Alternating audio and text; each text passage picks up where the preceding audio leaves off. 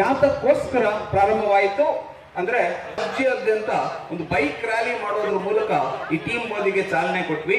ಅದಕ್ಕೆ ಬರ್ಬೇಕಾದ್ರೆ ಶೀಘ್ರ ಮಾರ್ಗ ಮಧ್ಯದಲ್ಲಿ ಒಂದು ದೇವಸ್ಥಾನದ ಹತ್ರ ಒಬ್ರು ಅರ್ಚಕರು ನಿಲ್ಸಿದ್ರೆ ಒಬ್ಬ ತಾಯಿ ಬಂದ್ರು. ಆ ತಾಯಿ ಬಂದು ಮೋದಿಯ ವಿಗ್ರಹಕ್ಕೆ ಒಂದು ಪೂಜೆ ಮಾಡ್ಲಿಕ್ಕೆ ಶುರು ಮಾಡಿದ್ರು. ನಾ ಹೇಳಿದೆ, ಅಮ್ಮ ಇದು ದೇವರ ವಿಗ್ರಹ ಅಲ್ಲ, ಇದು ಮೋದಿ ಅವರು ಅಂತ ಪ್ರಧಾನಮಂತ್ರಿಗಳು ಅಂದ್ರೆ ನನಗೆ ಯಾಕೆ ಬೈದ್ರು. ನನ್ಗೆ ಗೊತ್ತು, ಸುಮ್ಮನೆ ಇರಪ್ಪ, ನಿನ್ಗೆ ಗೊತ್ತಿಲ್ಲ, ಯಾವ್ಯಾವ್ದೋ ದೇವರಿಗೆ ಪೂಜೆ ಮಾಡ್ತೀವಿ, ರಾಷ್ಟ್ರಕ್ಕೆ ದೊರಕಿರುವಂತಹ ದೇವರು ನಮಗೆ ಮೋದಿಜಿ, ಅದಕ್ಕೋಸ್ಕರ ನಾನು ಪೂಜೆ ಮಾಡ್ತಾ ಇದ್ದೀನಿ ಅಂತ ಶಿಡ್ಲಘಟ್ಟದ ಸಮೀಪ ಒಂದು ಬರ್ತಾ ಇರಬೇಕಾದ್ರೆ ಒಂದು ಹಳ್ಳಿಯ ತಾಯಿ ಬಂದು ಈ ರೀತಿ ಮೋದಿಯವನ್ನ ಲಿಟ್ರಲಿ ದೇವರು ಅಂತ ಪೂಜೆ ಮಾಡಿದಂತಹ ಒಂದು ಸ್ಥಳ ನಮ್ಮ ಶಿಡ್ಲಘಟ್ಟದ ಸಮೀಪ ಇದೆ. ಮೋದಿಯವರು ಇಷ್ಟೊಂದು ಕೆಲಸ ಮಾಡ್ತಿದ್ದಾರೆ ಅಂತ ಗೊತ್ತಾಗಿದೆ, ಹೊರದೇಶದಲ್ಲಿ ಇರೋ ಜನರು ಹೇಳಿದ್ಮೇಲೆ ಗೊತ್ತಾಗಿದೆ. ನನಗೆ ಅದುವರೆಗೂ ಗೊತ್ತಿರಲಿಲ್ಲ ಅಷ್ಟೊಂದು. ಹೇಳಿದ್ರು, ನೀವು ನನ್ನ ಪೀಪಲ್ ಪ್ರೆಸಿಡೆಂಟ್ ನ ಎಕ್ಸ್ಚೇಂಜ್ ಮಾಡ್ಕೊಳ್ಳೋಣ, ಯಾಕಂದ್ರೆ ನಿಮ್ ಪ್ರಧಾನಮಂತ್ರಿ ಅಷ್ಟು 18 hours ಕೆಲಸ ಮಾಡ್ತಾರೆ ಪರ್ ಡೇ ಅಂತ. ನಂಗೆ ಅವಾಗಲೇ ಗೊತ್ತಾಗಿತ್ತು ಅವ್ರು 18 hours ಕೆಲಸ ಮಾಡ್ತಿದ್ದಾರೆ ಅಂತೇಳಿ. ಸೊ ನೋಡಿ, ನಮ್ಮ ದೇಶದ ಬಗ್ಗೆ ನಮ್ಗೆ ಅಷ್ಟೊಂದು ಗೊತ್ತಿಲ್ಲ, ಹೊರಗಡೆ ಜನಗಳಿಗೆ ಗೊತ್ತಿದೆ ಅಷ್ಟೊಂದು ಕೆಲಸ ಮಾಡಿದ್ದಾರೆ ಮೋದಿ ಅಂತ ನಾನು ಹೇಳ್ಬೋದು. ಮಾತನಾಡುವಂತೆಯೂ ಇರ್ಲಿಲ್ಲ. ಸಾವರ್ಕರ್ ಹೇಳ್ಕೊಳ್ತಾರೆ, ನನಗೆ ಕೊಡ್ತಾ ಇದ್ದ ಊಟ ಹೇಗಿತ್ತು ಅಂತಂದ್ರೆ ಹಬ್ಬದ ಊಟ ಅಂತ ಅನ್ನಕ್ಕೆ ಗೆದ್ದಲು ಮಿಕ್ಸ್ ಮಾಡ್ಕೊಡ್ತಿದ್ರು ಅಯೋಗ್ಯರು. ನಾನು ಪ್ರಾಣ ಕಳ್ಕೊಂಡ್ ಬಿಡ್ಲಿ, ಆತ್ಮಹತ್ಯೆ ಮಾಡ್ಕೊಳ್ಳಿ ಅಂತ. ಆದ್ರೆ ನಾನು ಡಿಸೈಡ್ ಮಾಡಿದ್ದೆ, ನನ್ನ ದೇಶಕ್ಕೆ ಸ್ವಾತಂತ್ರ್ಯ ಬರುವವರೆಗೂ ನಾನು ಆತ್ಮಹತ್ಯೆ ಕೂಡ ಮಾಡಿಕೊಳ್ಳಲ್ಲ, ಸ್ವಾತಂತ್ರ್ಯವನ್ನು ನೋಡಿಯೇ ಪ್ರಾಣ ಕಳ್ಕೊಳ್ಳೋದು ಅಂತ ನಿಶ್ಚಿತವತಿಯಾಗಿದ್ದೆ ಅಂತ ಸಾವರ್ಕರ್ ಹೇಳ್ತಿದ್ರು. ಯಾವ ಸಾವರ್ಕರ್ಗೂ ನೆಹರುಗೂ ಕಂಪೇರ್ ಮಾಡೋದು.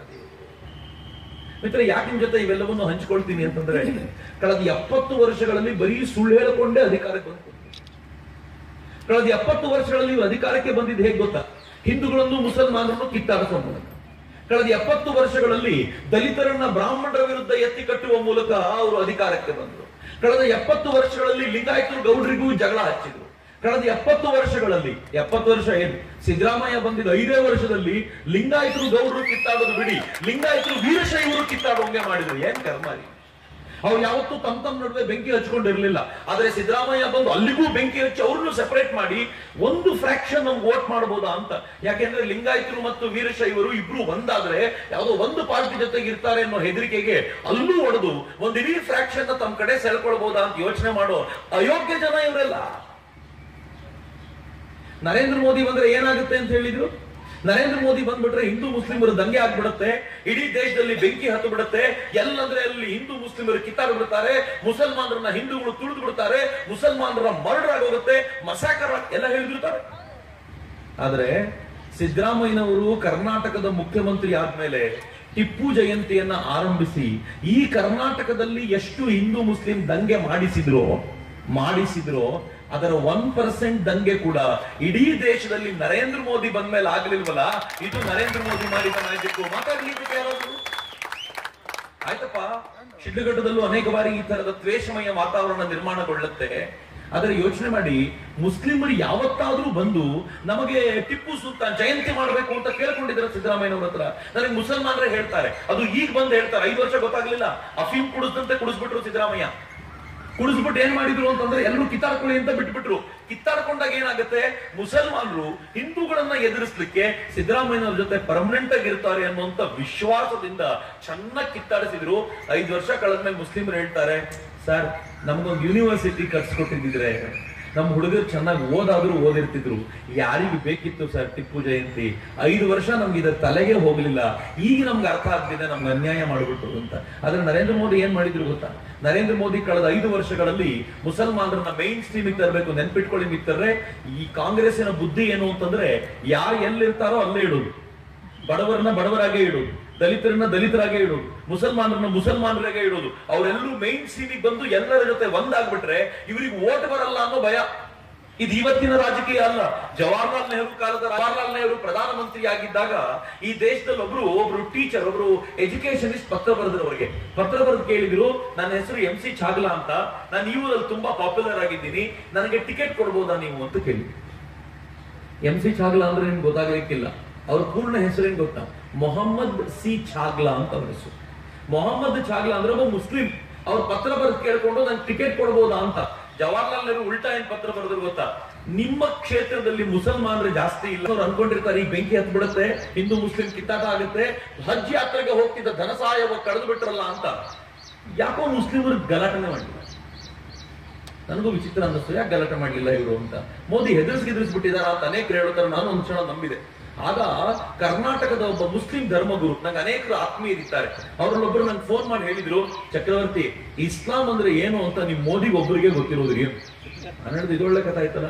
ಏನ್ ಸರ್ ಹಿಂಗಂತೀರಾ, ಅವರು ಧನ ಸಹಾಯ ನಿಲ್ಸಿದ್ರು ನೀವು ಮೋದಿನ ಹೊಗಳ್ತಾ ಇದ್ದೀರಲ್ಲ ಅಂದ್ರೆ ಅವ್ರು ಅಂತಂದ್ರು, ಇಸ್ಲಾಮಿನ ಪ್ರಕಾರ ಅನ್ಯರ ದುಡ್ಡಿನಲ್ಲಿ ನಾವು ಹಜ್ ಯಾತ್ರೆ ಮಾಡಬಾರದು ಅಂತ ನಿಯಮನೇ ಇದೆ. ಹಾಗಿರುವಾಗ ಟ್ಯಾಕ್ಸ್ ದುಡ್ಡಲ್ಲಿ ನಾವು ಹೋದ್ರೆ ಅದು ನಮ್ಮ ಹಜ್ ಯಾತ್ರೆ ಪೂರ್ಣಗೊಳ್ಳಲ್ಲ. ಅನೇಕ ವರ್ಷದಿಂದ ಬಡ್ಕೊಳ್ತಾ ಇದ್ದೆ, ಯಾರೂ ಕೇಳ್ತಿರ್ಲಿಲ್ಲ. ಮೋದಿ ಮಾತ್ರ ಗ್ರೇಟ್ ಮನುಷ್ಯರಿ ಎಂದ್ರು. ನಾನು ಹೇಳಿದೆ ಧನ ಸಹಾಯ ತಡೆದ್ರೆ ಗ್ರೇಟ್ ಯಾಕೆ ಅಂದ್ರೆ ಅವ್ರು ಏನಂದ್ರು ಗೊತ್ತಾ, ಆ ಧನ ಸಹಾಯವನ್ನ ತಡೆದು ಅದನ್ನ ಬೇರೆ ಎಲ್ಲಾದ್ರೂ ಬಳಸಬಹುದಿತ್ತು. ಮೋದಿ ಹಂಗ್ ಮಾಡ್ಲಿಲ್ಲ. ಮುಸ್ಲಿಂ ಹೆಣ್ಣು ಮಕ್ಕಳ ಎಜುಕೇಶನ್ಗೆ ಅಂತ ಅಷ್ಟು ದುಡ್ಡನ್ನ ಎತ್ತಿಟ್ಟಿದ್ದಾರೆ. ನಮ್ಮ ಹೆಣ್ಮಕ್ಳು ಮೇನ್ ಸ್ಟ್ರೀಮಿಗೆ ಬರಬೇಕು ಅಂತ ಪ್ರಯತ್ನ ಪಡ್ತಿರೋದು ಮೋದಿ ಅಂತ. ಮೋದಿ ಮಾಡ್ತಿರೋ ಕೆಲಸ ಹಿಂಗೆ. ಮೋದಿ ಮುಸಲ್ಮಾನರನ್ನ ಮೇನ್ ಸ್ಟ್ರೀಮಿಗೆ ತರಬೇಕು ಅಂತ ಹೇಗೆ ಹಿಂದೂ ಹೆಣ್ಣು ಮಕ್ಕಳು ಅತ್ಯಂತ ಧೈರ್ಯವಾಗಿ ಸಮಾಜದ ನಡುವೆ ಇರ್ತಾರೋ, ಹೆದರ್ಕೊಂಡು ಬದುಕಲ್ವೋ, ಹಾಗಾಗ್ಬೇಕು ಅಂತ ನಾವು ಯಾರು ಅಲ್ಲಗಳ್ಳಲಿಕ್ಕೆ ಸಾಧ್ಯವಿಲ್ಲದೆ ಇರುವಂತ ಸಂಗತಿ. ಆದ್ರೆ ಇಂಥ ನರೇಂದ್ರ ಮೋದಿ ಅವರನ್ನ ಈ 5 ವರ್ಷಗಳಲ್ಲಿ ಹರಾಸ್ ಮಾಡಬೇಕು ಅಂತ ಎಷ್ಟು ಪ್ರಯತ್ನ ಪಟ್ಟಿದ್ದಾರೆ ಗೊತ್ತಾ?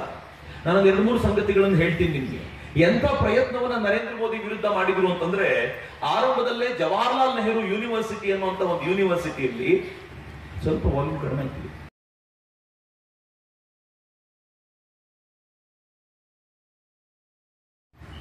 ಈ 700 ಜನ ಯಾರು ಅಂತ ನಾನು ಹುಡುಕಾಡ್ತಿದ್ದೆ. ಸತ್ಯ ಹೇಳಬೇಕು ಅಂದ್ರೆ ಈ 700 ಜನರಲ್ಲಿ ಒಂದು 3 ಜನರ ಹೆಸರು ಮಾತ್ರ ನಾನು ಕೇಳಿದ್ದೀನಿ, ಬಿಟ್ರೆ ಉಳಿದ 697 ಜನ ಯಾರು ಅಂತ ನನಗೂ ಗೊತ್ತಿಲ್ಲ. ನಾನು ಇಷ್ಟು ಪತ್ರಿಕೆಗಳೊಂದಿಗೆ ಪತ್ರಿಕೆ ಓದೋದು ಇವೆಲ್ಲದರ ಜೊತೆ ಸಂಪರ್ಕದಲ್ಲಿದ್ದು 690ಕ್ಕೂ ಹೆಚ್ಚು ಜನ ನನಗೇ ಗೊತ್ತಿಲ್ಲ ಅಂತಂದ್ರೆ ಇನ್ನು ಈ ನಾಡಿನ 128 ಕೋಟಿ ಜನರಿಗೆ ಎಲ್ಲಿಂದ ಗೊತ್ತಿರಬೇಕು? ಬೋರ್ಡಿಗಿಲ್ಲದವರು ನರೇಂದ್ರ ಮೋದಿ ವಿರುದ್ಧ ಒಟ್ಟಾಗಿ ನರೇಂದ್ರ ಮೋದಿ ವೋಟ್ ಮಾಡಬೇಡಿ ಅಂತ ಕೇಳಿದ್ರೆ ಆ ಕೋಪಕ್ಕೆ ಈ ನಾಡಿನ ಪ್ರಮುಖ ಸಿಂಗರ್ಗಳು, ಕಲಾವಿದರು, ಸಿನಿಮಾ ಸ್ಟಾರ್ಗಳು ಎಲ್ಲರೂ ಸೇರಿ ಇನ್ನೊಂದು ಪತ್ರ ಬರೆದ್ರು, ನರೇಂದ್ರ ಮೋದಿಗೆ ವೋಟ್ ಮಾಡಬೇಕು, ಯಾಕೆಂದ್ರೆ ಈ ದೇಶದ ಸಭ್ಯತೆ ಸಂಸ್ಕೃತಿ ಎಲ್ಲ ಗೊತ್ತಿರುವಂತ ಪ್ರಧಾನಿ ಆತ ಅಂತ ಪಂಡಿತ್ ಜಸರಾಜ್ ತರದವರು, ಅನುರಾಧ ಪೌಡ್ವಾಲ್ ತರದವರು ಪತ್ರ ಬರೆದ್ರು. 900 ಜನ ಸೈನ್ ಮಾಡಿದ್ರು ಅದಕ್ಕೆ. ಇವತ್ತಿಡೀ ದೇಶ ಹಳೆ ತರ ಇಲ್ಲ, ದೇಶ ಹೊಸ ದಿಕ್ಕಿನಲ್ಲಿ ನಡೀತಾ ಇದೆ. ದೇಶಕ್ಕೆ ಚೆನ್ನಾಗಿ ಗೊತ್ತಿದೆ ರಾಹುಲ್ ಗಾಂಧಿಗೆ ಪ್ರಧಾನಿ ಆಗುವ ಯೋಗ್ಯತೆ ಇಲ್ಲ, ಪ್ರಧಾನಿ ಆಗುವ ಕ್ಯಾಂಡಿಡೇಟ್ ಅಂತ ಯಾರಾದ್ರೂ ಇದ್ರೆ ಅದು ನರೇಂದ್ರ ಮೋದಿ ಮಾತ್ರ ಅಂತ ಈ ದೇಶಕ್ಕೆ. ಭಾವನಾಕ ಮಾತಾಡ್ತಾ ಇರುವ ಒಂದು ಮಾತು ಹೇಳಿದ್ರು, ಇಡೀ ಜಗತ್ತಿನಲ್ಲಿ ಇವತ್ತು ನಿಮ್ಮನ್ನ ಮೋದಿ ದೇಶದವರ ಅಂತ ಗುರುತಿಸ್ತಾರ ಅಂತ. ನಾನು ಆಸ್ಟ್ರೇಲಿಯಾಕ್ಕೆ ಹೋಗಿದ್ದೆ. ಹೇಗೆ ನಮ್ಮ ವಿಧಾನಸೌಧ ಇದೆಯೋ, ನಮ್ಮ ಸಂಸತ್ ಭವನ ಇದೆಯೋ, ಆಸ್ಟ್ರೇಲಿಯಾದ ಹಿಲ್ ಟಾಪ್ ನಲ್ಲಿ ಸಂಸತ್ ಭವನ ಇರೋದು, ಅದ್ಭುತವಾಗಿರೋ ಸಂಸತ್ ಭವನ. ಆ ಸಂಸತ್ ಭವನ ನೋಡಬೇಕು ಅಂತ ಆಸ್ಟ್ರೇಲಿಯಾದ ಕನ್ನಡಿಗ ಮಿತ್ರರು ಕರ್ಕೊಂಡು ಹೋದ ತಕ್ಷಣ ಅಲ್ಲಿ ಒಳಗೊಂದು ಬ್ಯಾಡ್ಜ್ ಕೊಡ್ತಾರೆ. ಆ ಬ್ಯಾಡ್ಜ್ ಮೇಲೆ ಹೆಸರು ಬರೆದು ಕೊಡ್ತಾರೆ. ಆ ಬ್ಯಾಡ್ಜ್ ಅನ್ನ ಕೊಡಬೇಕಾದ್ರೆ ಅವ್ರು ಕೇಳಿದ್ರು, ವಿಚ್ ಕಂಟ್ರಿ, ಯಾವ ದೇಶದಿಂದ ಬಂದಿದ್ದೀರಿ? ನಾನಂದೆ ವಿ ಆರ್ ಫ್ರಮ್ ಇಂಡಿಯಾ ಅಂತ. ಓ ಇಂಡಿಯಾ, ಮೋದಿಸ್ ಕಂಟ್ರಿ ಅಂದ್ರು. ನಾನು ಮೋದಿಯ ದೇಶ ಅಂತ ನಮಗೊಂದೆಲ್ಲ ಥ್ರಿಲ್ ಆಗ್ಬಿಡುತ್ತಲ್ಲ, ಆಸ್ಟ್ರೇಲಿಯಾದಲ್ಲಿ ಮೋದಿಸ್ ಕಂಟ್ರಿ ಅಂತ ಕೇಳ್ತಾರಲ್ಲ ಅಂತ. ಆಮೇಲೆ ಆಯ್ತು ಬರ್ಕೊಡ್ತೀನಿ ಅಂತ ಅವನು ಬ್ಯಾಡ್ಜ್ ತಗೊಂಡ. ನಾವು 3 ಜನ ಇದ್ವಿ. 3 ಜನರ ರಾಷ್ಟ್ರ ಇಂಡಿಯಾ ಅಂತ ಬರ್ದ. ಮೇಲೆ ಹೆಸರೇನ್ ಬರ್ದ ಗೊತ್ತಾ? 3 ಮೋದಿ ಅಂತ ಹೆಸರು ಬರ್ದ. ನನ್ನ ಹೆಸರು ಕೇಳಲೇ ಇಲ್ಲ, ಮೋದಿ ಅಂತ ಬರ್ದ. ನಾನು ನಕ್ಬಿಟ್ಟು my name is not Modi ಅಂತಂದೆ. ನಾನು ಬೇಕಂತ ಹೇಳಿದೆ. ತಕ್ಷಣ ಅವನು ಹೇಳ್ದ, any Indian we call him Modi ಅಂತಂದ. ಯಾರೇ ಇಂಡಿಯನ್ ಆದ್ರೂ ನಾವು ಮೋದಿ ಅಂತ ಕರಿತೀವಿ ಅಂತ. ಇದು ಗೌರವ ಮಿತ್ರ. ಗೌರವ ಹೆಂಗಿದೆ ಗೊತ್ತೇನು? ಇಂದಿರಾ ಗಾಂಧಿ, ರಾಜೀವ್ ಗಾಂಧಿ ಅಥವಾ ಜವಾಹರ್ಲಾಲ್ ನೆಹರು ಇವರೆಲ್ಲರೂ ಭಾರತ ರತ್ನ ಕೊಟ್ಟುಕೊಂಡ್ರಲ್ಲ. ರಷ್ಯಾ ತನ್ನ ದೇಶದ ಅತ್ಯುನ್ನತ ಗೌರವವನ್ನ ನರೇಂದ್ರ ಮೋದಿ ಅವರಿಗೆ ಕೊಟ್ಟು ಹೇಳುತ್ತೆ, ನೀನು ಗ್ಲೋಬಲ್ ಲೀಡರ್ ಕಣಯ್ಯ, ನಿನ್ಗೆ ಗೌರವ ಕೊಡ್ತೀವಿ ಅಂತ. ನರೇಂದ್ರ ಮೋದಿ ಸೌತ್ ಕೊರಿಯಾಕ್ಕೆ ಹೋದ್ರೆ ಸಿಯೋಲ್ ನಲ್ಲಿ ಜಾಗತಿಕ ಮಟ್ಟದ ಶಾಂತಿ ಪ್ರಶಸ್ತಿಯನ್ನ ನರೇಂದ್ರ ಮೋದಿ ಕೊಡಲಾಗುತ್ತೆ. Narendra Modi United Arab Emirates ಹೋದ್ರೆ ನನ್ನ ದೇಶದ ಭಾರತ ರತ್ನ ಹೆಂಗಿದೆಯೋ ಯುನೈಟೆಡ್ ಅರಬ್ ಎಮಿರೇಟ್ಸ್ ನ ಅತ್ಯಂತ ಶ್ರೇಷ್ಠ ಗೌರವವನ್ನ ಅಲ್ಲಿನ ಜನ ನರೇಂದ್ರ ಮೋದಿ ಕೊಡ್ತಾರೆ. ನರೇಂದ್ರ ಮೋದಿಗೆ ಜಾಗತಿಕ ಮಟ್ಟದಲ್ಲಿ ಇಷ್ಟು ಗೌರವ ಕೊಟ್ಟು ಜಗತ್ತಿನ ಜನ ಎಲ್ಲ ಗೌರವ ಸೂಚಿಸ್ತಾರಲ್ಲ. ಮಿತ್ರರನ್ನು ನಾವು ನರೇಂದ್ರ ಮೋದಿನ ಬಿಡಲ್ಲ. ನರೇಂದ್ರ ಮೋದಿನ ಬಿಟ್ಟು ಅದರ ಬದಲಿಗೆ ಯಾರು ತಗೊಳ್ಳೋದು? ನೀವು ಕೋಲಾರದ ಡಿವಿಷನ್ ಬರ್ತೀರಿ ಅಂತ ಅನ್ಕೊಳ್ತೀನಿ ನಾನು. ಕೋಲಾರದ ಕಾನ್ಸ್ಟಿಟ್ಯೂನ್ಸಿ, ಕೋಲಾರದಲ್ಲಿ ಎಷ್ಟು ಸಲ ಒಂದೇ ಪಾರ್ಟಿನ ಗೆಲ್ಸಿ ಗೆಲ್ಸಿ ಗೆಲ್ಸಿ ಗೆಲ್ಸಿ ಕಳಿಸಿದ್ದೀರಾ? ಕೊನೆ ಪಕ್ಷ ಮುಖ ಆದ್ರೂ ಬೇರೆ ನೋಡ್ಬೇಕು ಅನ್ನಿಸ್ತಿಲ್ವಲ್ಲ ಹೆಂಗೆ ಅಂತ ನನಗೆ ಮಿತ್ರ. ಅನೇಕ ಬಾರಿ ಹಿಂದುಳಿದ ಜಿಲ್ಲೆ ಯಾವುದು ಅಂತ ಕೇಳಿದ್ರೆ ಕೋಲಾರದ ಹೆಸರು ಬರುತ್ತೋ ಇಲ್ವೋ? 7 ಸಲ ಗೆದ್ದ. ನೆನ್ಪಿಟ್ಕೊಳ್ಳಿ, ಯಾವ ಪ್ರಧಾನಮಂತ್ರಿ ಅಲ್ಲ, ಯಾವ ಎಂಪಿ ಒಂದು ಕಡೆಯಲ್ಲಿ 5 ಬಾರಿ ಗೆದ್ದು ಬಿಡ್ತಾನೋ ಆತ ಆ ಕ್ಷೇತ್ರದ ಪಾಲಿಗೆ PMA, ಪ್ರಧಾನಮಂತ್ರಿಯೇ. ಯಾಕೆ ಅಂತ ನಾನು ಹೇಳ್ತೀನಿ, 5 ಬಾರಿ ಗೆದ್ದಿರೋದ್ರಿಂದ ಆತ ಪಾರ್ಲಿಮೆಂಟ್ ಅಲ್ಲಿ ಮೋಸ್ಟ್ ಸೀನಿಯರ್ ಆಗ್ಬಿಡ್ತಾನೆ. ಅವನ ಜೊತೆ ಇದ್ದವರೆಲ್ಲ ಆಗ್ತಿರುತ್ತೆ. ಈತ ಮಾತ್ರ 5ನೇ ಬಾರಿಗೆ 6ನೇ ಬಾರಿಗೆ ಬರ್ತಾನೆ ಅಂತಂದ್ರೆ 30-35 ವರ್ಷಗಳಿಂದ ಅಲ್ಲೇ ಕೂತಿರ್ತಾನೆ. ಅಲ್ಲಿ ಕೂತಿರೋದು ಹೆಂಗಿರುತ್ತೆ ಗೊತ್ತಾ? ಅಲ್ಲಿ ಸ್ಪೀಕರ್ ಇಂದ ಹಿಡಿದು ಕೊನೆಯ ಜವಾನನವರೆಗೆ ಪ್ರತಿಯೊಬ್ಬರು ಇವನು ಹೇಳಿದ ಮಾತು ಕೇಳ್ತಾರೆ. ಪ್ರಧಾನಮಂತ್ರಿ ಆದ್ರೂ 5 ವರ್ಷಕ್ಕೆ ಬಂದು ಹೋಗ್ತಾನ್ರಿ. ಈ ಮನುಷ್ಯ 30 ವರ್ಷದಿಂದ ಇರ್ತಾನಲ್ಲ, ಆತನ ಮಾತನ್ನು ಎಲ್ಲರೂ ಕೇಳುವಂತಿರ್ತಾರೆ. ಹೆಚ್ಚು ಕಡಿಮೆ ಆತನೇ ಪ್ರಧಾನಮಂತ್ರಿ ಆಗ್ತಾರೆ. ಅವನ ಫೈಲ್ ಮೂವ್ ಆಗಲ್ಲ ಅಂತ ಇರಲ್ಲ, ಅವನು ಹೇಳಿದ ಮಾತು ನಡೆಯಲ್ಲ ಅಂತಿರಲ್ಲ. ಅವನು ಸರ್ಕಾರವನ್ನ ಕೇಳಿದ್ರೆ ಸರ್ಕಾರ ನೀವು ಕೇಳಿದ್ದನ್ನು ಮಾಡಲ್ಲ ಅಂತ ಹೇಳಲಿಕ್ಕಾಗಲ್ಲ. ಯಾಕೆಂದ್ರೆ ಆತ ಮೋಸ್ಟ್ ಸೀನಿಯರ್, ಅವನ ಮಾತನ್ನು ಕೇಳಬೇಕು. ಹೀಗಿದ್ರು ಕೋಲಾರ ಇವತ್ತಿನವರೆಗೂ ಹೀಗಿದೆ ಅಂತಂದ್ರೆ ಏನ್ ಅರ್ಥ ಇದಕ್ಕೆ? ನೀವು ಆಯ್ಕೆ ಮಾಡಿದ ಯಾಕೆಯನ್ನ ಬದಲಾಯಿಸದೆ ಹೋದ್ರೆ ಎಲ್ಲೋ ಒಂದ್ ಕಡೆ ತಪ್ಪು ಸಂದೇಶ ಕೊಡ್ತೀವಿ. ಮತ್ತೆ ಎಲ್ಲಕ್ಕಿಂತ ಹೆಚ್ಚಿನ ಸಂಗತಿ ಏನು ಗೊತ್ತೇನು? ಎಲ್ಲಕ್ಕಿಂತ ಹೆಚ್ಚಿನ ಸಂಗತಿ, ಕಳೆದ ಬಾರಿ 282 ಸೀಟ್ ತಗೊಂಡು ನರೇಂದ್ರ ಮೋದಿ ಪ್ರಧಾನಿಯಾದಾಗ ಕರ್ನಾಟಕದ 17 ಕಮಲಗಳನ್ನು ನರೇಂದ್ರ ಮೋದಿ ಕೊಟ್ಟಿದ್ವಿ. ಅದರಲ್ಲಿ ಕೋಲಾರದ ಕಮಲವೇ ಇರಲಿಲ್ಲ. ಈ ಬಾರಿ ನರೇಂದ್ರ ಮೋದಿ 300ಕ್ಕಿಂತಲೂ ಹೆಚ್ಚು ಸೀಟ್ ಬರುತ್ತೆ. ಹಂಗ್ ಬಂದಾಗ ಕೋಲಾರದ ಕಮಲವೂ ಇರುವಂತೆ ನೋಡಿಕೊಳ್ಳುವ ಜವಾಬ್ದಾರಿ ನಮ್ಮದ್ದು ಅನ್ನೋದನ್ನ ಯಾವ ಕಾರಣಕ್ಕೂ ಮರಿಬೇಡಿ. ಈ ಬಾರಿ ಕೋಲಾರವನ್ನು ನರೇಂದ್ರ ಮೋದಿ ಅವರ ಕೈಯಲ್ಲಿ ಕೊಡೋಣ, ಕೊಟ್ಟು ಹೇಳೋಣ, ಯಾರ್ಯಾರು 5, 6, 7 ಬಾರಿ ಅಧಿಕಾರವನ್ನು ಅನುಭವಿಸಿಯೂ ತಮ್ಮ ಜನರಿಗೆ ಏನೂ ಮಾಡಲಿಲ್ಲೋ ಅವರಿಗೊಂದು ಸರಿಯಾದ ಪಾಠವನ್ನ ಕಲಿಸಿ ನರೇಂದ್ರ ಮೋದಿ ಅವರ ಮಾತನ್ನ ಕೇಳಿ ಅಭಿವೃದ್ಧಿಗೆ ಹಾತೊರೆಯುವಂತ ವ್ಯಕ್ತಿಯನ್ನ ಕರ್ಕೊಂಡು ಬರ್ತೀವಿ ಅಂತ ಈ ಬಾರಿ ಒಂದು ಜನ ನಿಶ್ಚಯ ಮಾಡಬೇಕು ಅಂತ ಕೇಳ್ಕೊಳ್ಳಿಕ್ಕೋಸ್ಕರ ನಿಮ್ಮ ಎದುರಿಗೆ ಬಂದಿದ್ದೀನಿ. ಇಷ್ಟಕ್ಕೂ ನರೇಂದ್ರ ಮೋದಿ ಏನ್ ಮಾಡಿದ್ದಾರೆ ಅಂತ ಕೇಳ್ತಾ ತಾನೆ. ನಾನು 5 ವರ್ಷಗಳ ಹಿಂದೆ ನಮೋ ಬ್ರಿಗೇಡ್ ಕಟ್ಟಿದ ಅದು ಪರಿಸ್ಥಿತಿ ಅವರದ್ದು. ತುಮಕೂರಿನಲ್ಲಿ ದೇವೇಗೌಡರು ಸೋಲುವ ಸಾಧ್ಯತೆಗಳಿವೆ ಅಂತ ಇಂಟೆಲಿಜೆನ್ಸ್ ರಿಪೋರ್ಟ್ ಹೇಳ್ತಾ ಇದೆ. ಅಂದ್ರೆ ಒಂದೇ ಮನೆಯ 3 ಜನ ಪರಿವಾರವಾದವನ್ನ ಸ್ಪಷ್ಟವಾಗಿ ಧಿಕ್ಕರಿಸಿದ್ದಾರೆ. ಜನ ಕಾಂಗ್ರೆಸ್ಸಿನ ಪರಿವಾರವಾದವನ್ನು ಧಿಕ್ಕರಿಸಿದ್ದಾರೆ. ನಿಮ್ಗೆ ಗೊತ್ತಿರಲಿ ಮಿತ್ರರೇ, ಈ ನಾಡಿನಲ್ಲಿ ರಾಹುಲ್ ಗಾಂಧಿ ತಾನು ಅಮೇಠಿಯಲ್ಲಿ ಸೋಲ್ತೀನಿ ಅಂತ ಗೊತ್ತಾದಾಗ ಸೇಫರ್ ಸೀಟ್ ಎಲ್ಲಿದೆ ಅಂತ ಹುಡುಕಾಡ್ತಿದ್ದಾರೆ. ಸಿದ್ದರಾಮಯ್ಯ ಅವರು ತಕ್ಷಣ ಒಂದು ಪತ್ರ ಬರೆದ್ರು, ನೀವು ಕರ್ನಾಟಕಕ್ಕೆ ಬನ್ನಿ ಅಂತ. ಕರ್ನಾಟಕಕ್ಕೆ ಬರ್ಬೇಕಿತ್ತು. ಯಾಕೆ ಅಂತಂದ್ರೆ ಕರ್ನಾಟಕದಲ್ಲಿ ಕಾಂಗ್ರೆಸ್ದೇ ಗವರ್ಮೆಂಟ್, ಇಲ್ಲಿ ಮತ್ತೊಂದು ಮೇಜರ್ ಪಾರ್ಟಿ ದಳ ಅವರಿಗೆ ಸಪೋರ್ಟಿವ್ ಆಗಿದೆ. ಇಬ್ಬರದು ಘಟಬಂಧನ್ ಚೆನ್ನಾಗಿರೋದ್ರಿಂದ ಇಲ್ಲಿ ಬಿಜೆಪಿನ ಸ್ವೀಪ್ ಮಾಡಾಕಿ ಅವ್ರು ಗೆಲ್ಲಬೇಕು. ಯಾವುದೇ ರೀತಿಯಲ್ಲೂ ಕೂಡ ಹೆದರ್ಕೊಳ್ಳದೆ ಇರುವಂತ ವಾತಾವರಣ ರಾಹುಲ್ ಗಾಂಧಿಗೆ ಇರಬೇಕಿತ್ತು, ಬರಬೇಕಿತ್ತು. ಅವಾಗ ನಾವು ಟೀಮ್ ಮೋದಿ ಕಡೆಯಿಂದ ಒಂದು ಟ್ವಿಟರ್ ಟ್ರೆಂಡ್ ಮಾಡಿದ್ವಿ. ರಾಹುಲ್ ಗಾಂಧಿಗೆ ನಾವು ಹೇಳಿದ್ವಿ, ನೀನ್ ಕರ್ನಾಟಕಕ್ಕೆ ಬಾ, ನೀನ್ 28 ಕ್ಷೇತ್ರದಲ್ಲಿ ಯಾವ ಕ್ಷೇತ್ರ ಬೇಕೋ ನೀನೇ ಆರಿಸ್ಕೊ. ನೀನ್ ಯಾವ ಕ್ಷೇತ್ರವನ್ನು ಆರಿಸ್ಕೊಳ್ತೀಯೋ ಆ ಕ್ಷೇತ್ರದಲ್ಲಿ ನಿನ್ನನ್ನು ಸೋಲಿಸುವ ಹೊಣೆಗಾರಿಕೆ ಬಿಜೆಪಿದಲ್ಲ, ಟೀಮ್ ಮೋದಿ ತಗೊಳುತ್ತೆ ಅಂತ ನಾವು ಟ್ವಿಟರ್ ಟ್ರೆಂಡಿಗೆ ಹ್ಯಾಶ್ಟ್ಯಾಗ್ ಏನಿತ್ತು ಗೊತ್ತಾ?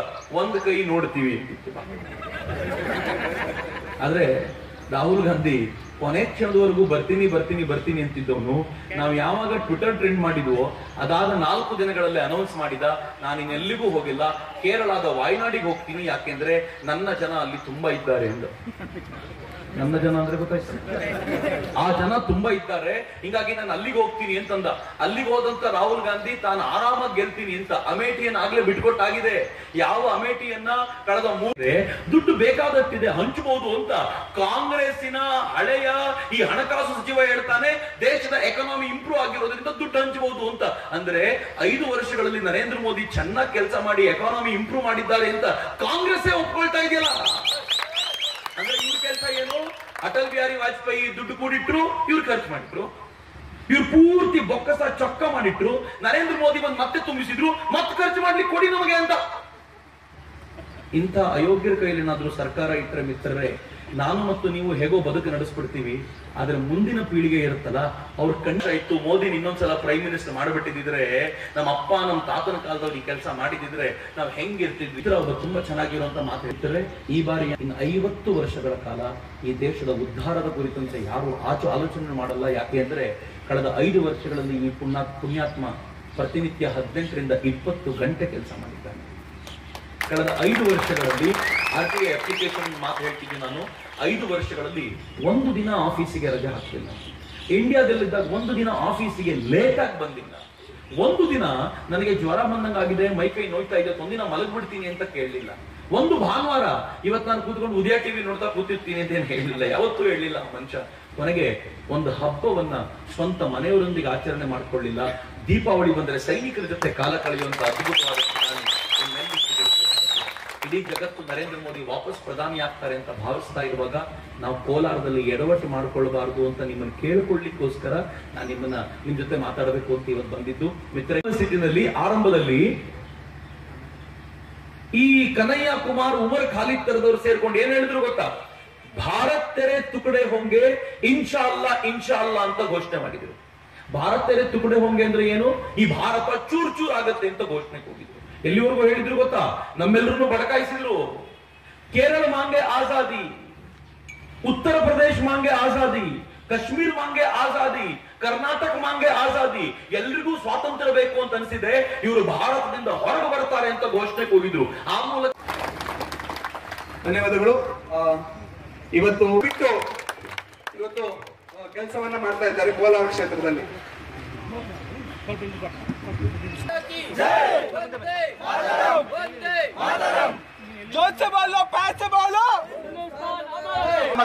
ಆಶ್ಚರ್ಯ ಏನ್ ಗೊತ್ತೇನು?